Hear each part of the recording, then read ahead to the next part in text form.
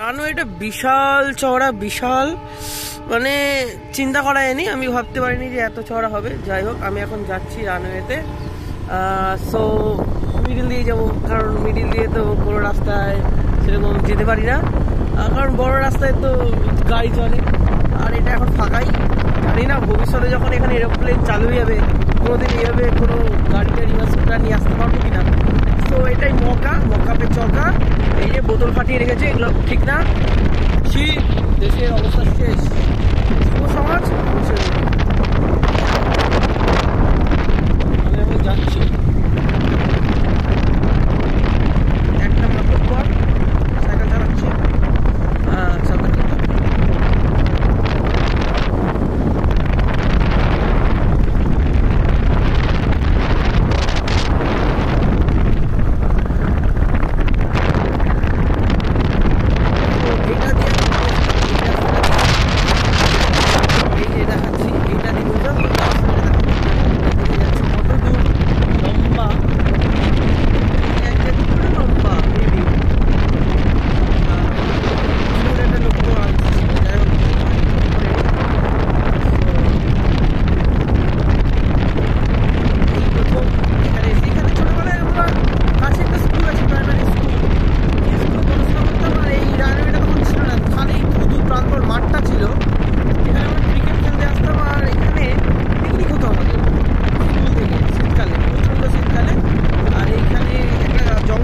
জঙ্গলটাতে আমরা আর্মিদের একটা খেলাগুলো নিয়ে খেলতাম, যে কেউ জমি হতো কেউ আর্মি হতো।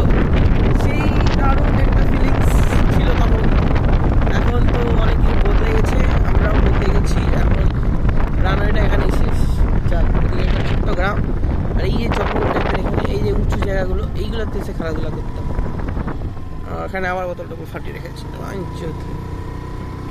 তো ল্যাঙ্গুয়েজ বেরিয়ে যাচ্ছিলো এইসব দেখে শুনে।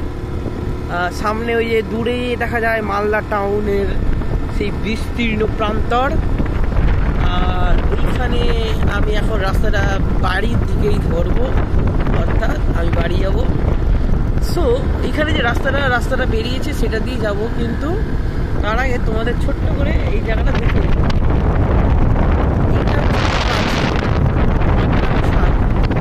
মাঝখানে রানওয়ে,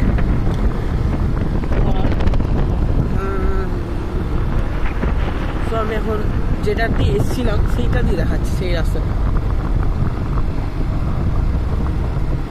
অ্যাকচুয়ালি কোথায় লেখা আছে এয়ারপোর্ট অথরিটি অফ ইন্ডিয়া, সেই জায়গাটা তোমাদের দেখাবো। চলো,